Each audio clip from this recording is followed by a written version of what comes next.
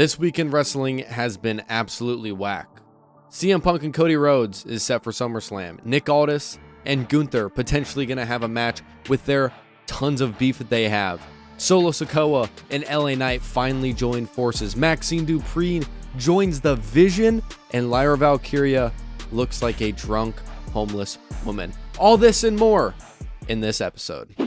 Warning. The following podcast may contain unfiltered opinions, reckless nostalgia, and potentially dangerous opinions about the world of professional wrestling. Side effects may include shouting at your screen, texting your ex, and Googling the proper way to hit a frog splash off your couch. Do not try this at home.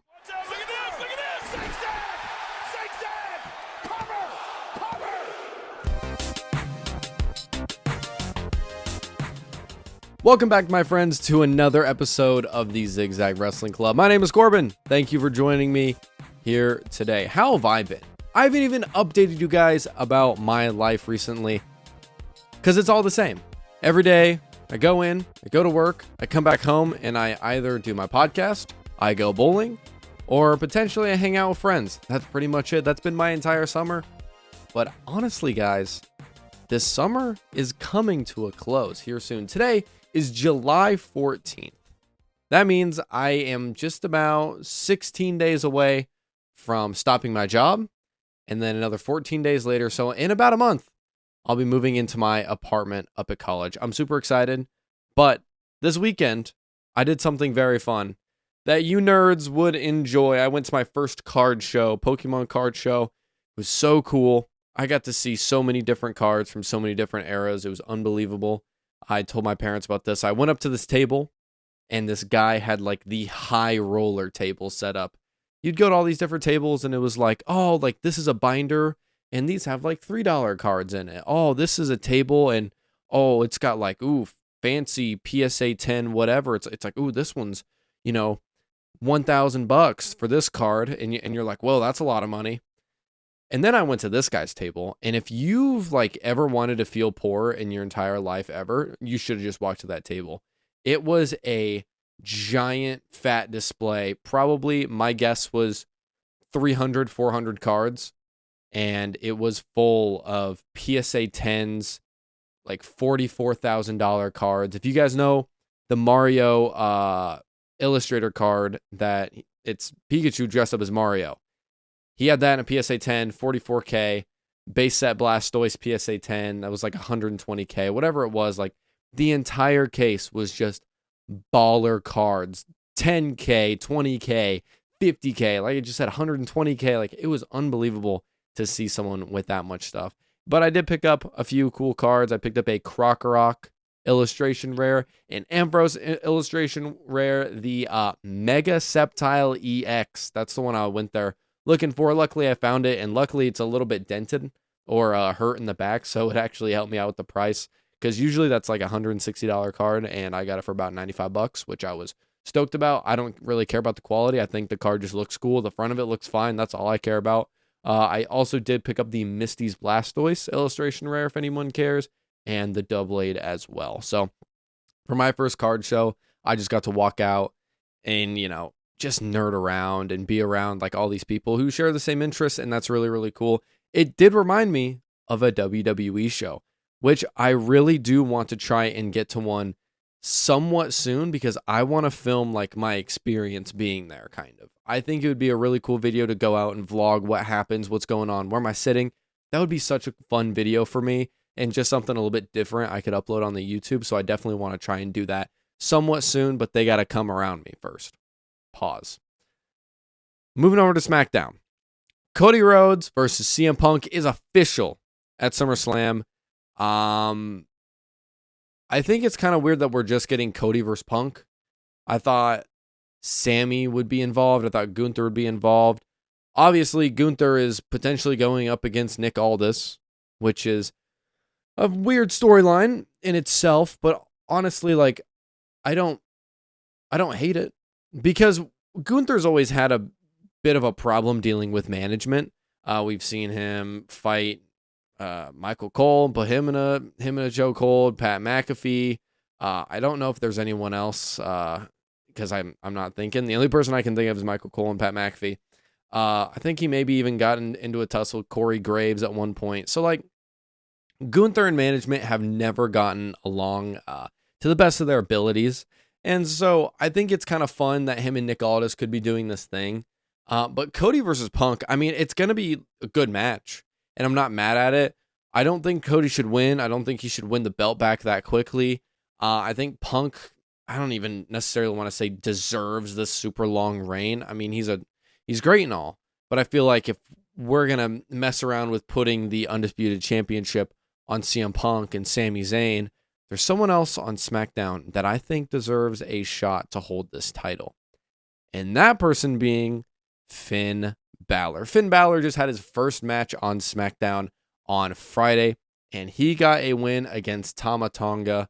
Of course, these two showed out. They've known each other for such a long time, wrestled in New Japan together, and have now finally culminated into this match at SmackDown, where, of course, Finn Balor, top rope, coup de grace, that's it. I wonder, though, if they are going to like kind of continue this beef, because I think he would probably face Tama Tonga next, which I still can't get over that name, guys. Every single time I say it, I have to like stop myself almost, because it almost doesn't feel right that I'm calling the tall guy Tama Tonga. Think we maybe could have been a little bit more creative with the name, but hey, what do I know? I'm just a 19-year-old living in his parents' house. But Finn Balor coming back, getting his first win, that's like step one. We let Finn Balor win his first match and first feud, quote unquote, with Tama Tonga. Maybe he beats Tama Tonga. It's like, oh, that's the big man. He's getting over the hump. And then it's like, okay, well, what if Finn Balor goes up against like, who's over on SmackDown right now? That would be a good stepping stone for him to get kind of up into the mid card, but over the mid card. Someone like a Carmelo Hayes. He'd go against Ricky Saints. I'm just trying to find a way to build him so he just goes straight through the mid card and goes immediately to the main title scene, because that's what I want. I want Finn Balor, CM Punk, run it back. Finn Balor wins the title after 10 years of, yearning for this title, trying to get back the title he never rightfully lost. And I think him beating Tama Tonga is probably just step one. Speaking of Trick Williams, though, he comes out with the white fur U.S. title. This looked just so insane and so on brand for Trick. I loved it. I thought it was so funny, and it was so great to see him repping like his own title, his own custom title, which honestly, any custom title I think is sick.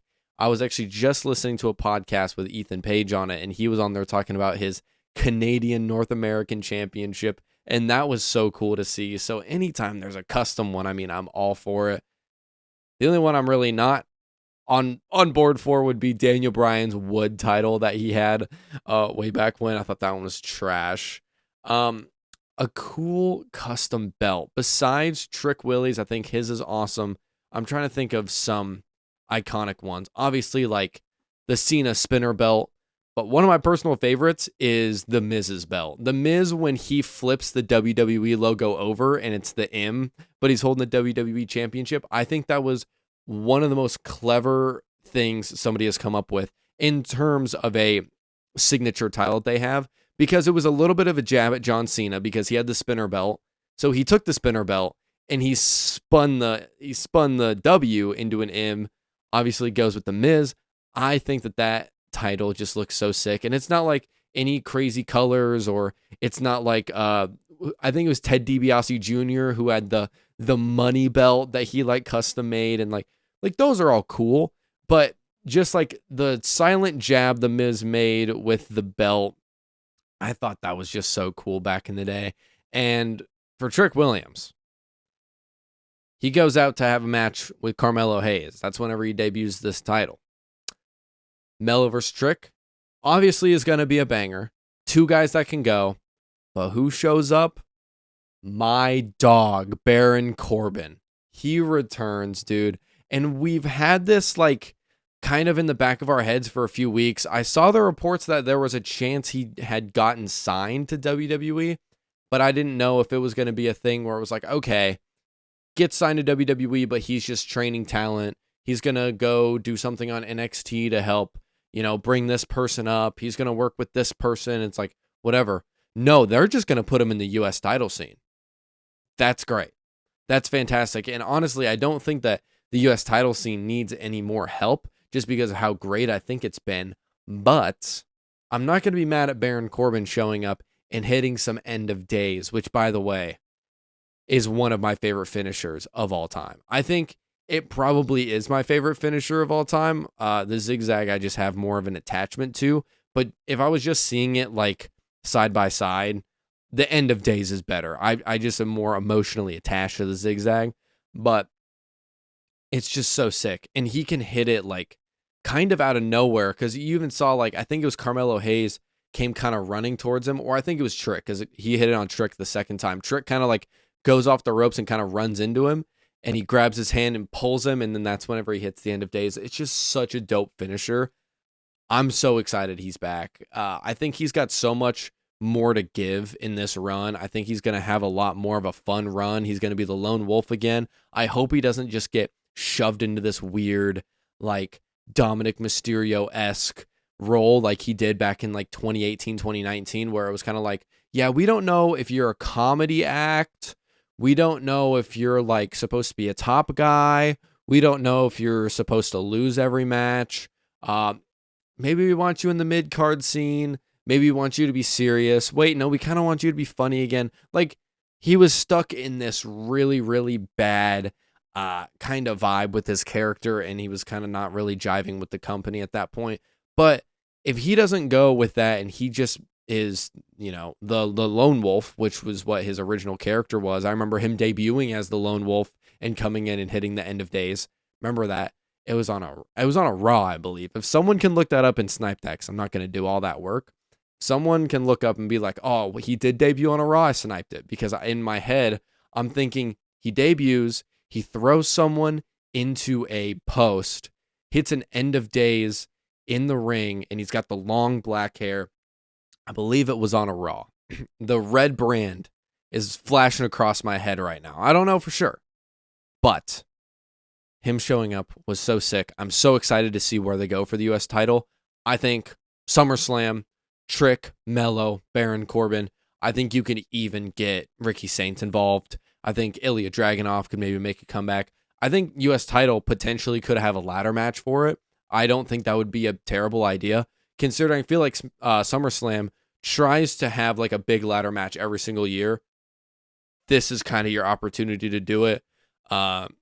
SmackDown tag teams don't really have anything going for them.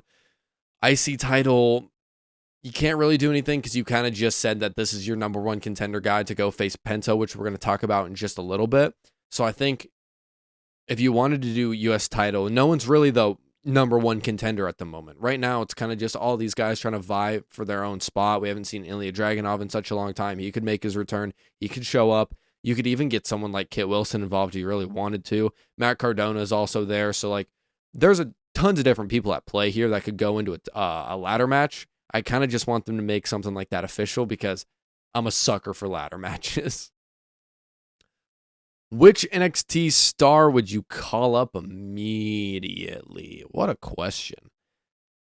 So, I've heard reports that Tatum Paxley is getting the call up, and if I were to look at the current roster right now in NXT, she would be the call up.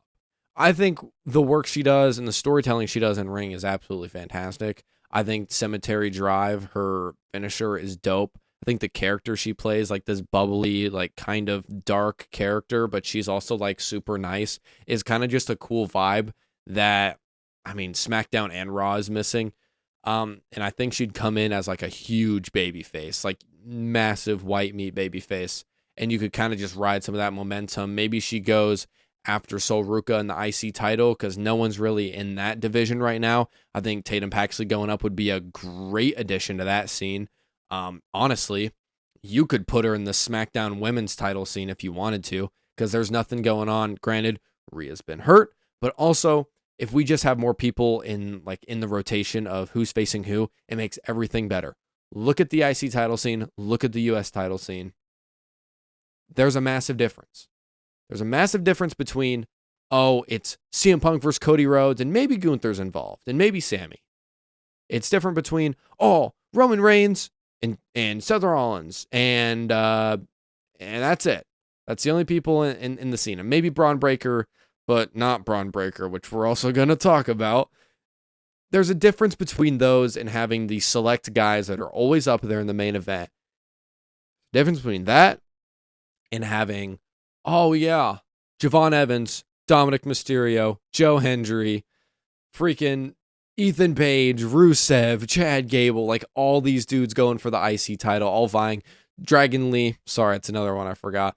All these guys are vying, and they've all been surrounding this title scene.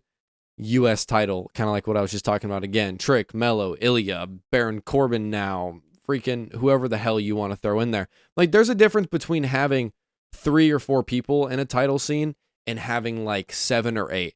7 or 8 allows the company to look at other storylines and look at small little feuds that we can put on, and we can put on more matches for the title, more consistent, better matches, because like the champion is fighting more consistently. That's kind of what I like. So I think, gosh, wait, what question was I even on? I went on a tangent. I was talking about Tatum Paxley. I think if Tatum Paxley were to come up and vie for the IC title, it would help, because right now the only person in the IC title scene is like maybe Lyra and Bailey, but they're doing their thing. Ivy Niles there because she's always there for the first IC champion holder. Maxine is there kind of, but not really, because she's, too busy making out with her hubby or whatever the hell they are. So I just think that if Tatum got the call up, it would make the most sense to me. Another NXT star I would call up immediately. I'm gonna be honest. I can't think of any other person besides, but I don't think Shiloh Hill is ready like quite yet. He's going to be there though, and he's going to be a great addition to a roster once he comes up, because he can be another comedy character that Raw or SmackDown needs. But until he's like 1,000% ready, which I think he could get called up now, but not yet, I would say the Vanity Project. I think the Vanity Project needs to get called up immediately, because there's such a lack in tag teams at the moment. The Vanity Project getting the call up, good heels, likable. They play this character, these douchey, uptight, Gucci Prada wearing people. Like, that whole vibe is just fun.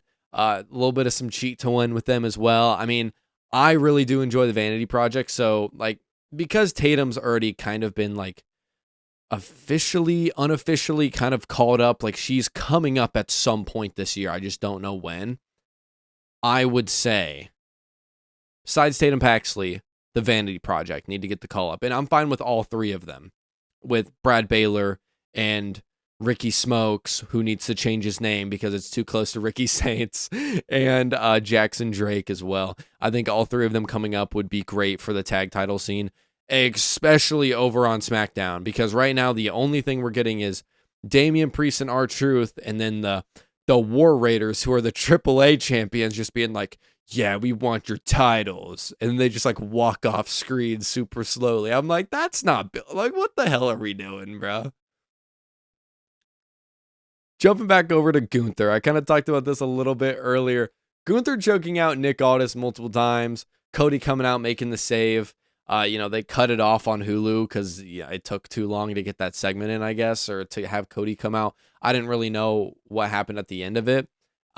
But Gunther versus Nick Aldis is a match that I think would be fine, just because Nick Aldis was a very good wrestler back in the day. And I don't think people fully understand like how good he was. And if he kind of just gets his shot to go out and show like what he's doing against Gunther, that could be cool. The problem with this is you can't have the general manager get too many hits in on the guy that just beat John Cena and Goldberg and AJ Styles and retired all of them. Again, this goes back into the big whoopsie daisies I think that WWE made, and it's not Gunther's fault. The problem is they're not capitalizing with Gunther on top of all this heat and on top of all this traction, and they're putting him into random feuds, because if they don't put him into random feuds, he has to go after the title, and they need to keep the title scene, I guess, a little bit more open for Punk to be the champion, I guess. I don't fully understand it, but I think that Gunther versus Nick Aldis is pretty much going to happen. Along with that, I did touch on this last week. If Gunther wants to fight Nick Aldis, so does Drew McIntyre. Let's not forget that Drew McIntyre hates Nick Aldis. I would even say he hates Nick Aldis more than Gunther. He probably has more beef in general with Nick Aldis. And is there a chance that Drew McIntyre comes back and, like, I don't know, like maybe Nick Aldis catches Gunther or cheats to win, hits him low blow, rakes the eyes, whatever, and maybe Nick Aldis is like about to hit a finisher and all of a sudden you see Drew McIntyre roll up with a Claymore or something like that. Like, you see what I'm saying? And then maybe that could even like lead to a Gunther versus Drew McIntyre feud, which, by the way, would be a banger, because those two meaty men slapping meat. That's what we like to call it. And that would just be sick. So I think there's a few different stories you could tell here with Nick Aldis, but like obviously he wouldn't win the match, I would hope. But I do think the amount of emotion and the amount of aggression they've showed to each other recently is very cool. Jumping over to Raw real quick. What would I do with Grayson Waller? Here's a guy, do you guys even remember that he's still in the company? He's in the company. Don't forget about him. He hasn't been on TV, actual TV, and I could not tell you how long, and I feel terrible because that is a dude who busts his ass all the time, and I think he's a great wrestler, and he does great promos, and I don't understand why there's not an appeal with him more. I got to watch him on Main Event. If you guys ever check out the YouTube, he's always on Main Event, I swear. And so getting to see him like get that time to just kind of hone in some skills and try out some different things is really cool, because you've seen some different moves from him. He's trying out, like his rolling flatliner, his rolling drop kick, and he's like doing all this really cool stuff. What would I do with Grayson Waller though? Here's what I'm thinking. And I'm not going to do the thing that everybody does online where it's like, what should we do with Grayson Waller? Let's have him attack Austin Theory. We're not doing that. They're in two separate places right now. Grayson Waller needs to potentially now you gotta stay with me here. I think he could go to SmackDown and he could go to the US title scene and like flourish over there. And I was just talking about how they have like a lot of guys vying for that title. Why not throw Grayson in there? Like, why not? Because it's like, what else are you going to have him do? I think also another thing you could do with him is bring back the Grayson Waller effect.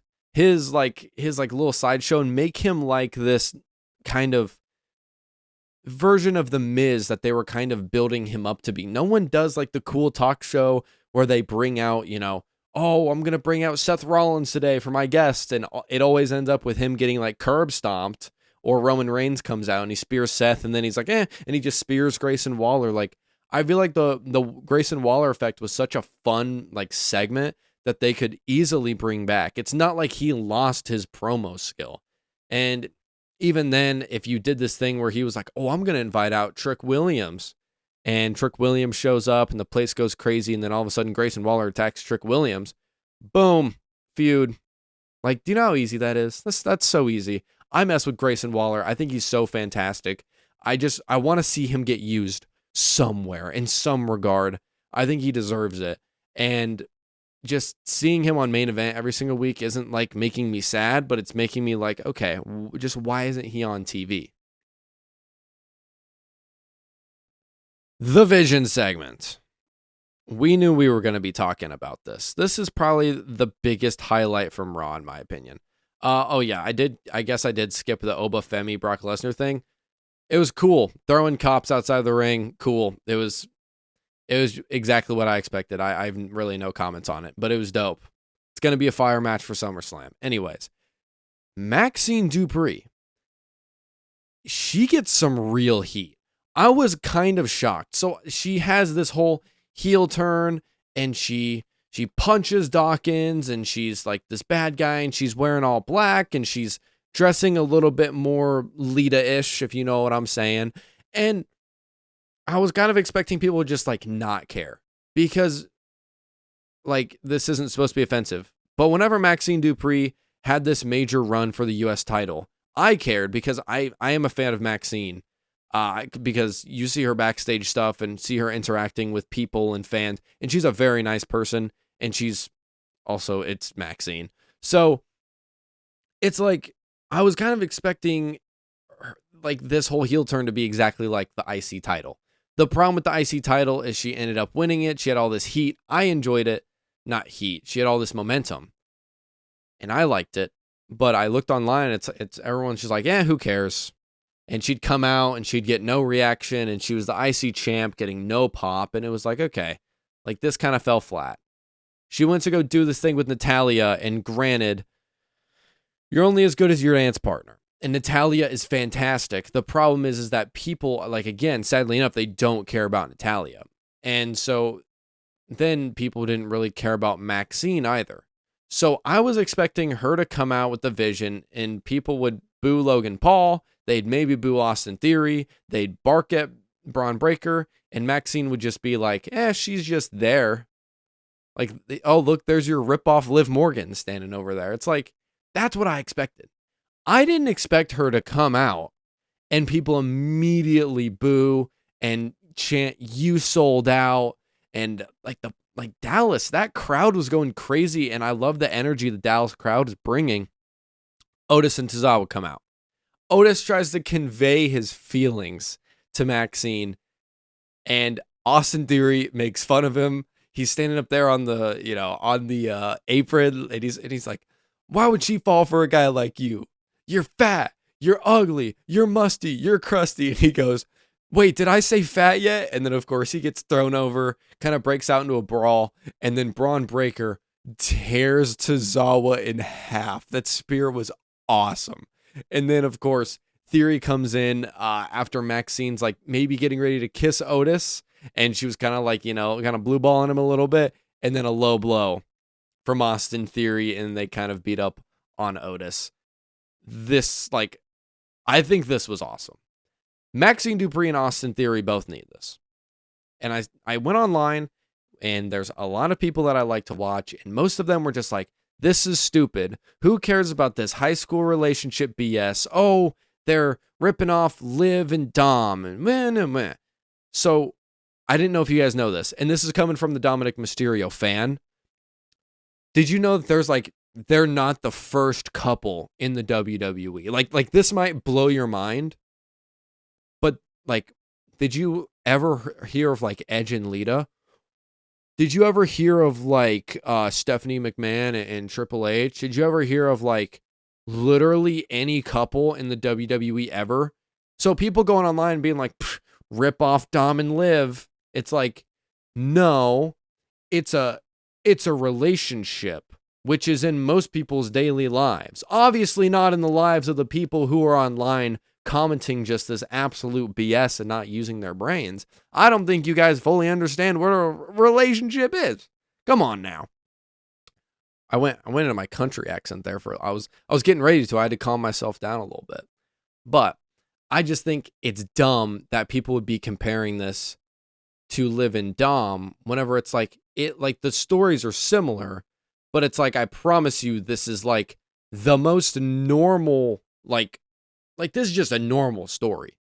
Is it like some high school BS where it's like, maybe the fat kid finally gets the urge and the muscle to talk to the really attractive girl?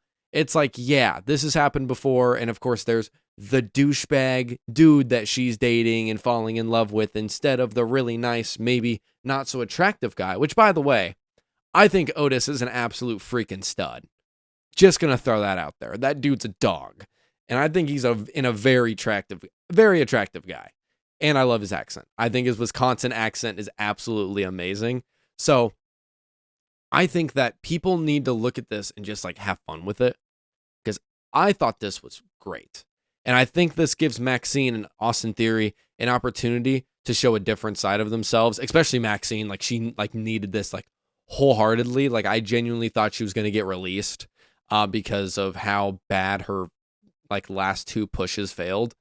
Austin Theory, I think he needs this just because he can kind of work with her a little bit more. I hear people online being like, yeah, Austin Theory's just boring. Austin Theory's he's just boring. No one cares about him. I do. I'm an Austin Theory fan. I'm an Austin Theory stan for life. I think that he has so much more to offer than people realize. I don't think he should be a heel, but if he can just keep building with this heel work and hopefully he makes it work, then that'd be fantastic. I want him to be a babyface because he should be a babyface. He talks like one. He acts like one. He goes on interviews, and he is like the front force babyface that you need. But alas, it's like that's not happening right now. So I do just want to run with this. I think that you will probably get this thing of Otis and Tozawa versus Austin Theory and Braun Breaker for the tag titles at SummerSlam. And like obviously the Vision would probably win, but I think they just want to set up a really cool feud to go into SummerSlam for the tag titles, which they have not done in such a long time. The tag titles deserve something. They had the feud between the Street Profits and the Vision. And that was fantastic, and I loved that. I'm not talking about that. I'm talking about just like everything beforehand. It was like the Raw tag titles have been such a drag. Like even whenever AJ Styles and Dragon Lee held them, like I liked it because they were putting on banger after banger, but they never had like in-depth emotional feuds. This is more of an in-depth emotional feud, and we're coming across that time of year every single year where Otis all of a sudden becomes the most over person in the company. I swear it happens every single year, and I'm seeing it online too, and it's funny that other people notice it, and it's not just me. So, speaking of the tag teams, though, what tag team match made you a wrestling fan?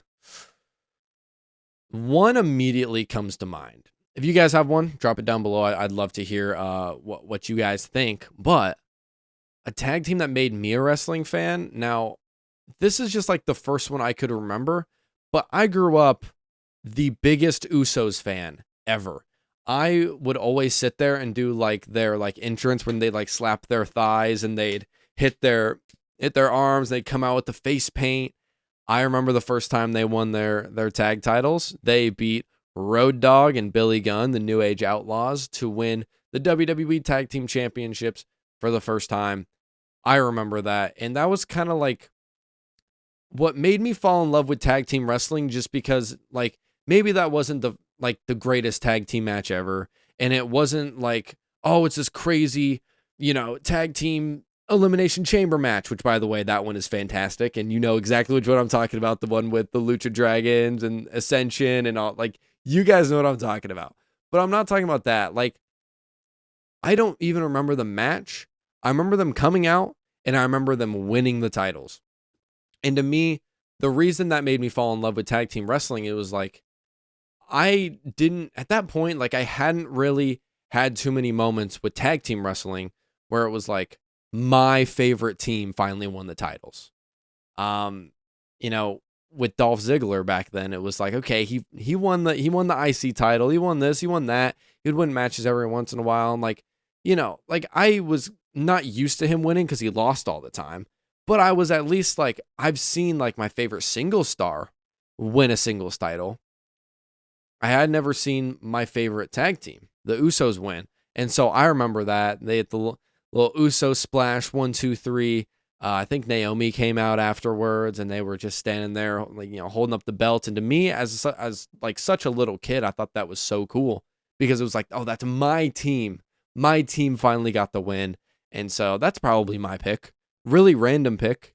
I actually had to look it up. Like I literally was like, okay, I was like, I think it was New Age Outlaws versus the Usos. When was the first time Usos won the tag team championships? And it was that time. Because I thought I was maybe getting it confused, but luckily enough, I wasn't. How about the old brain putting in work? And honestly, speaking of the Usos, we're gonna jump over to this little story with the 6-man tag that's going to be happening at SummerSlam. I just want to talk about Solo Sikoa real quick.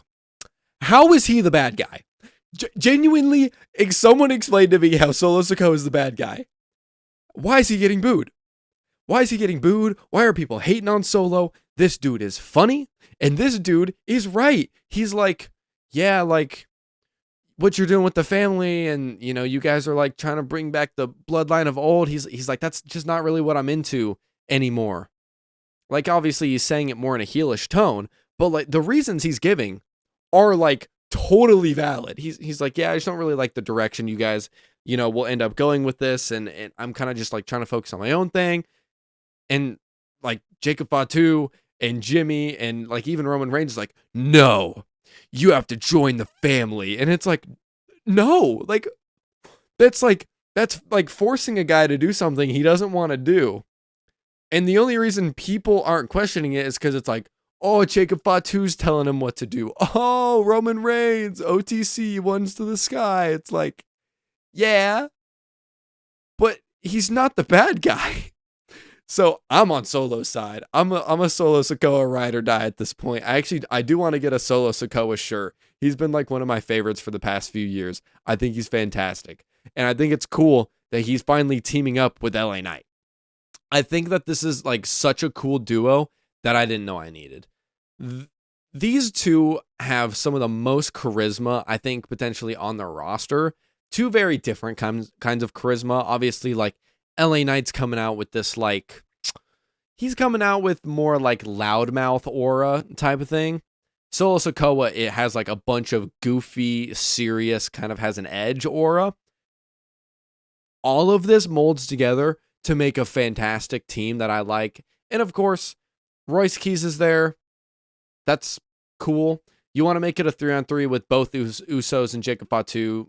Royce Keys has been involved, and they're actually putting work and story into like what's going on right now. And Royce Keys joining with Solo to go against Jacob whenever Jacob and Royce were like homeboys originally, I think is a really cool story, and they've built this up great. And the reason I like this is because it's like, these are guys that should not miss SummerSlam. Like, no matter my opinion on Royce Keys, no matter if you got what you guys think about Solo Sikoa or LA Knight or both Usos, I think that the Usos deserve to be there. Jacob Fatu deserves to be there. Royce Keys, he deserves to be there. LA Knight deserves to be there. And Solo Sikoa definitely deserves to be there. So I feel like throwing together a match like this, but actually putting a good story into it, is fantastic because it doesn't leave these guys off the card for SummerSlam. I'm excited for this. Lyra Valkerya and Bayley talk for the first time since the heel turn happens, and Lyra is now just a homeless drunk person. That's cool. She delivers actually a pretty solid promo. Anytime Lyra gets the mic in her hands, I instantly get scared. Just because she's had some really rough segments before, and I just think that she has gotten a lot better. And maybe her turning heel, like now she has less pressure to be like, this girl's got to rise to the top and carry the company. Like, I don't know. This is probably one of the better promos, or maybe the best promo I've ever seen her deliver. She's trying to play like this crazy character, but luckily enough, she's not doing like the screaming thing anymore. Now she's kind of just like this psychopath. She says a really good line, "You're the worst of the 4 horsewomen." Fantastic. Of course, it ends with Lyra and Bayley officially getting their match at Saturday night's main event, which we're going to talk about in a little bit. Kind of excited. I think it's cool because we thought Bayley was probably going to turn on her, and then all of a sudden now Lyra's getting the turn, and now we can kind of just work with this a little bit more. So I'm excited for their match. I think it could be a pretty good one. What trend needs to disappear? Vaping. I think if you vape, you're such a loser chud. Like, dude, what if I inhaled this metal and toxins into my lungs? But like, dude, it's cool because it's peach flavor. It's like, are you a loser? It's like, you're a weirdo.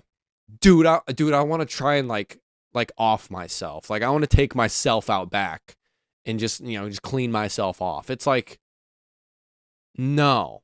Why would you purposefully put toxins into your body? I don't understand it. I've never done it. I know so many people that do it.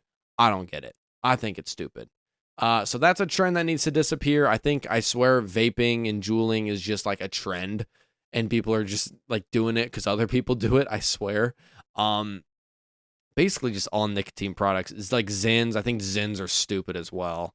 But like at least it's not as bad as vaping, I guess, but it's still stupid.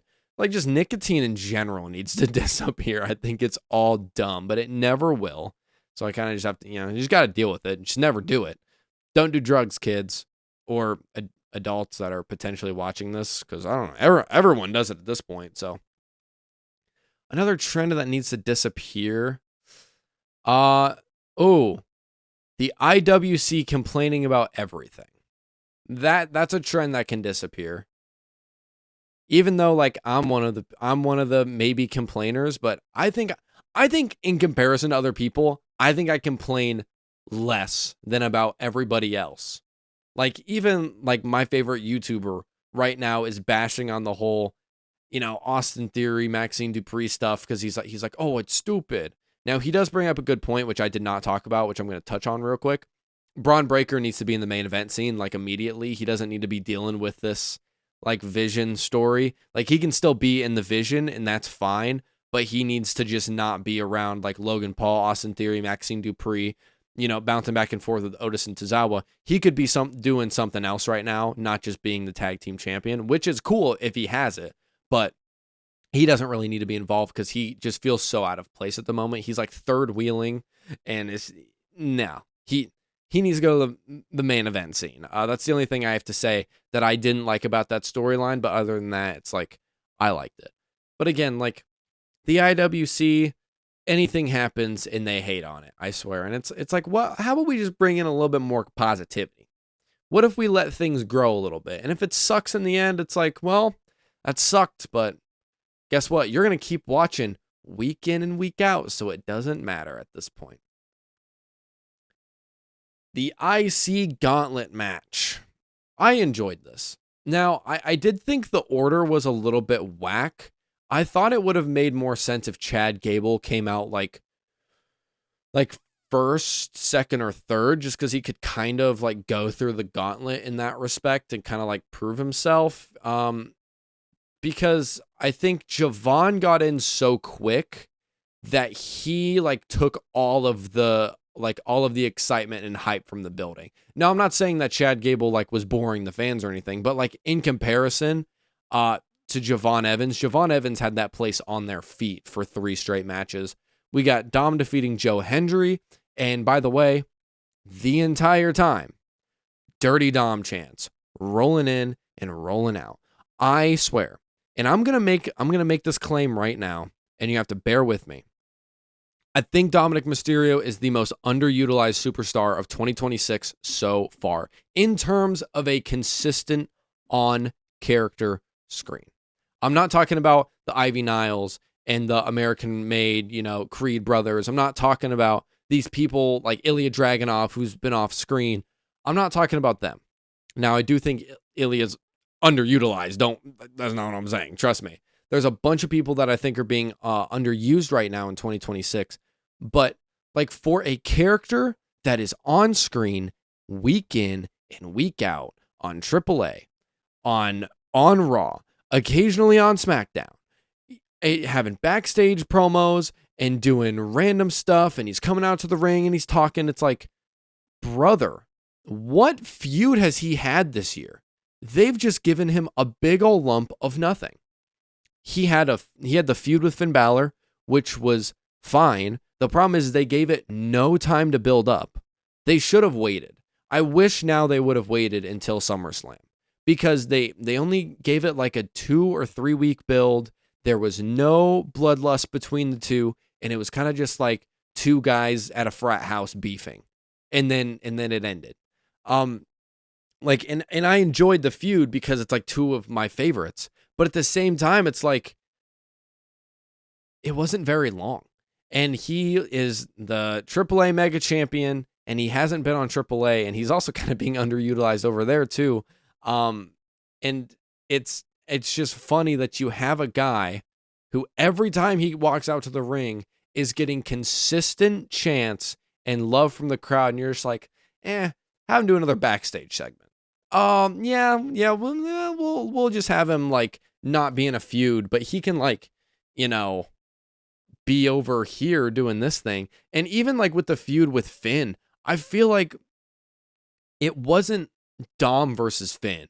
If Dom versus Finn felt like the precursor for Finn versus JD McDonough.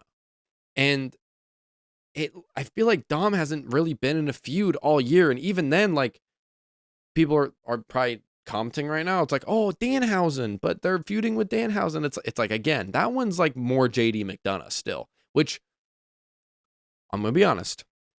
I do love the JD McDonough push. I love that he's getting his moment on Saturday night's main event. I love that, you know, he's like obviously Danhausen's the face of Saturday night's main event at this point, but like he's the person going up against him. So you got to think like JD's kind of getting the step up here. He had a great match against Finn Balor. The Raw after WrestleMania or like a few weeks after WrestleMania. I don't remember what it was. So I like everything that JD's doing. I just think that with Dominic Mysterio, you obviously have lightning in a bottle and you can't put him on just like a generic feud. Like you can't just be like, oh yeah, Dom just randomly starts beefing with freaking, I don't know, Jey Uso earlier this year. You couldn't just, this is totally random and doesn't make sense, but it's the first person that came to my head. I was like, okay, Jey Uso and Dom all of a sudden run into each other backstage. Oh, then they get mad at each other and they see each other next week and they're like, all right, dude, you got a problem? Let's take it out to the ring. And then all of a sudden they have a match and they do like a best, 2 out of 3, 3 out of 5 match or whatever it is. Like you could have just done something with him. Instead, he's literally just in a ton of backstage segments. It's dumb. I feel like he's super underutilized.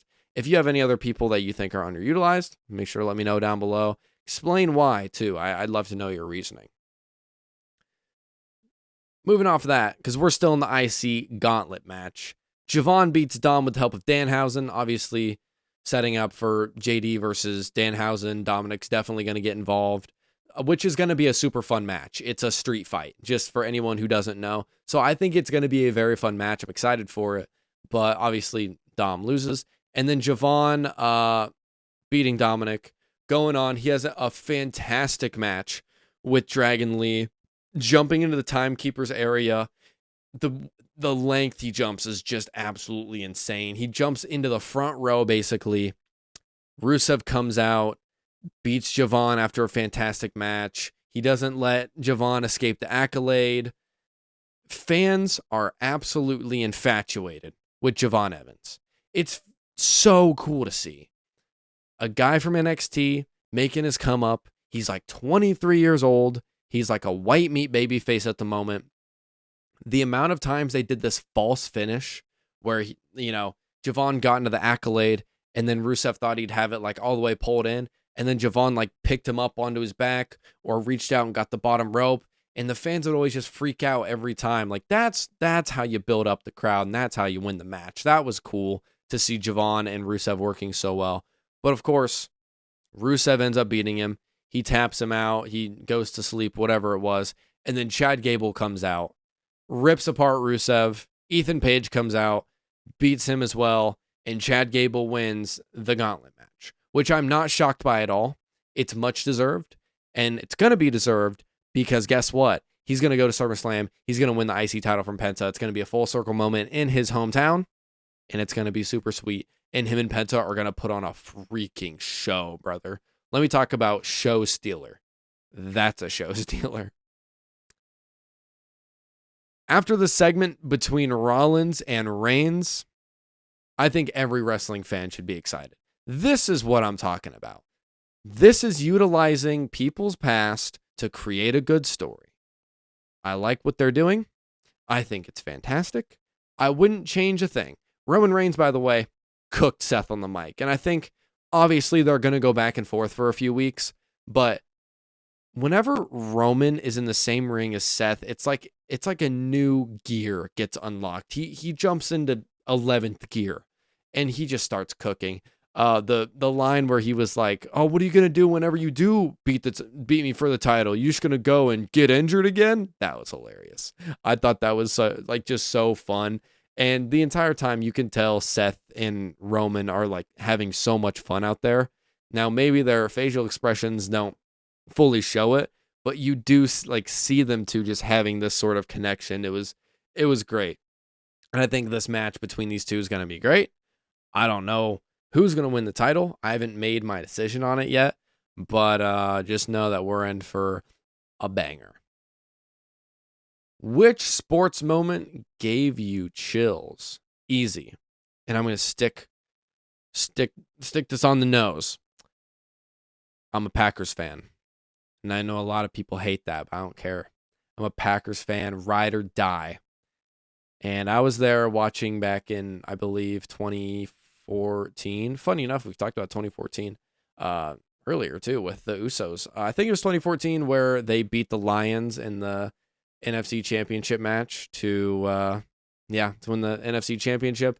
The Hail Mary. I'm talking about the Aaron Rodgers Hail Mary. Everybody knows the call. He turned 34 yesterday. Does he have one more in him or whatever it was? And of course, end zone caught Richard Rodgers, and like the place freaking out. I was in a hotel room watching that with my dad super late at night, and that happened, and I freaked out because I was such a big Packers fan. Obviously, walk-off Hail Mary, they win the game. That's a moment that will live in my head forever. I still get chills thinking about it, just sitting there as such a young kid, and I see that ball get thrown, and Richard Rodgers comes down with it. I mean, dude, it was unbelievable. So that's probably my favorite sports moment. Saturday night's main event predictions. Here we go. We're going to start this off. WWE Women's Tag Team Championship match. Brie Bella and Paige versus Fallon Henley and Lainey Reed. Fatal Influence. I swear on my life, if Fallon Henley and Lainey Reed don't win these titles, I'm going to go clinically insane. They've been right there. People are obviously bored with Brie and Paige. I feel like Paige needs to go do something on her own. Brie needs to wait till Nikki gets back and kind of like relight that fire so she can go do some single stuff she wants to. The actual women's tag team, that is a tag team, that is Fatal Influence, needs to win the tag titles. They have heat. They have momentum. It's cool that an NXT call-up 6 months after they debut are going to win the tag titles. That's awesome. They deserve the push. They are fantastic on the mic, in the ring, and backstage segments, and I'm sick of them losing. And I'm sick of the hodgepodge, whatever the hell, tag team Brie Bella and Paige are, because it does not make sense to me. And I've said this time and time again that I do not like them as tag partners together, especially holding the tag team championships. And I think this whole nostalgia tour, as Nia Jax said, is over. Give me Fallon Henley and Lainey Reed to win this match. Next, we have the no DQ match between Danhausen and JD McDonough. Obviously, Danhausen, there's no way Danhausen's going to lose to JD McDonough. I would think he's undefeated so far. Feel like you'd want to keep the undefeated streak up. They're going to be in Madison Square Garden. Danhausen's going to be a huge babyface there. So, going to be a great match. Don't have much to say. Danhausen easily picks up the win. CM Punk and Cody Rhodes versus Sami Zayn and Gunther. I honestly totally forgot this match even got made, and I actually don't even care. Such a random tag team match. Maybe Nick Aldis gets involved. Maybe CM Punk and Cody just don't like each other because they're getting ready to face each other. Maybe Sammy is just going off the deep end.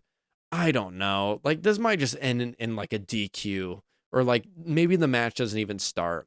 Give me Sami Zayn and Gunther, just because maybe there's some turmoil between CM Punk and Cody that cost them the match. Bayley versus Lyra Valkerya. That's an interesting one. I think that there's probably a bigger payoff to let Lyra win with this new heel character than it would be to let Bayley beat Lyra. Because Bayley's just Bayley. She's fantastic. But I think if you have someone young and someone putting on a new character and you're trying to get this new character over, you'd probably let her win to kind of show off her stuff. So give me Lyra Valkyria to beat Bayley. And then, of course, Roman Reigns and Jalen Brunson appear. That's also on the list. So maybe Seth shows up. Seth should show up with Tyrese Halliburton, and Tyrese should hit Jalen Brunson with the brass knucks or something like that. Like, I think if you got Tyrese involved and even like if Jalen Brunson were to, do whatever to Tyrese, I'd be extremely sad, but it would be cool because Tyrese is the biggest fan ever. So I will always respect that homie. And, obviously, Hallie would maybe be a little bit of a heel over there, considering 2 years ago, the Pacers did take out the Knicks in the finals, and pretty badly, I should say. But I don't know why he's showing up with Roman Reigns. I would think that Seth is going to appear and attack Roman, and they're going to have a segment. I think it's going to be goofy. I think this is going to be the weirdest Saturday night's main event ever, just because it's like a whole bunch of thrown together hodgepodge matches. The only one that actually makes sense and doesn't seem thrown together, funny enough, is Danhausen versus JD McDonough, because they've been running the story for such a long time. Obviously you can make this women's tag match at any point. Bayley versus Lyra, they're building it up, cool. And then if like the Roman Reigns and Jalen Brunson thing is just so random. So those are my predictions, but we're gonna end it off with one more random thing. Let me switch over here. That's right. Random song list. And here's the thing. I cannot play the sound because I would get copywritten to absolute hell. And, YouTube would genuinely try and kill me. So I already have it on shuffle. I haven't seen the songs that are coming up next. So I'm going to hit skip, and this is going to be my first song we are looking at. So Close Now. The Usos original theme song. My goodness, this is a banger. This is probably one of my favorite theme songs of all time. And funny enough, I was just talking about them. I was like, this was the era whenever they were using this, is what I was talking about earlier, like that 2014 range, them winning the tag titles for the first time. This was the song they were coming out to. When y'all say Us. Wait, when we say Us, y'all say oh. Ooh, so, and that's like whenever, like that was like their era, and they had the pyro, and oh my gosh, I missed that version of the Usos so bad. And I love what they're doing right now, but that's just what I grew up with. So Close Now, genuinely, that's borderline one. I'm gonna put it at one. I think So Close Now belongs at number one. And if I happen to get something that's better than it, it's like, that's okay. I'm standing on business. Give me the next one. Oh, Rulers of the World, the current Judgment Day theme song. Unlike a lot of people, I actually do mess with this theme song. I think it's I don't think it's a good like WWE entrance, but I do think it's like a fun like heel, and just like listening to it like in the gym, like I think it's a good song. Like I think it's fine. Definitely might be one of the worst on this list. I feel like I should put it at 4. I'm gonna put Rulers of the World at 4, just because I'm thinking of a few different ones that maybe are below it. But I just need to keep that 5 spot open in case we get something. And that I say I don't like. I like all of these songs, but something that I just like worse than the Judgment Day's current theme. Next, Sin Cara's theme song. I saw a video the other day, funny enough. I was going to talk about this and I totally forgot to. I forgot about the time that Dolph Ziggler wasn't allowed to attack Alberto Del Rio, so he dressed up in Sin Cara stuff and went out and beat up Alberto Del Rio and then ran back to the back. And Teddy Long was the general manager at the time, and he comes out and he walks up to Sin Cara and he goes, "Hey, Dolph," because he totally thought it was Dolph, and Sin Cara turns around, doesn't say anything because it's Sin Cara, and he had that mystic aura, and he just like turns around, he's like, "I saw what you did out there," and all of a sudden an arm stretches across the screen and goes on top of Teddy Long's shoulder, and he just goes, "Oh, hey man, I just forgot my cell phone back here," and of course he shows like an iPhone like 6 or whatever it is, because it was just that that era is so long ago. But I saw that and I was like, man, like that, those were my two favorite guys back then doing that. I totally forgot that even happened. So that was cool. Sin Cara's theme song, though, I think is a banger. I'm going to put it at 3. It's called Ancient Spirit. It doesn't have any words, but it just has like this cinematic vibe to it that I really mess with. By the way, this is like my gym playlist. Every single song in here hits in the gym. And for some reasons, I can't even tell you why. Kit Wilson's theme song is on here. And if I got, 600 pounds loaded up on the leg press and the Kit Wilson theme comes on, you better expect me to pump out more reps than I should probably do because that song is on. What's the next song? Oh, man. Paige's theme song, Stars in the Night. Listen, I know I was just potentially trashing on her a little bit, and I wasn't really trashing on her. I just think their title reign, their tag title reign needs to end. Stars in the Night, this theme song is fire. It is a fire. This is like the easiest to. I think it goes right behind, obviously right behind So Close Now. I didn't even know if I said this. This is a blind rank. I can't change any of these. And Stars in the Night, insane. What do we have for number 5? We need something worse than the Judgment Day theme. Give me something.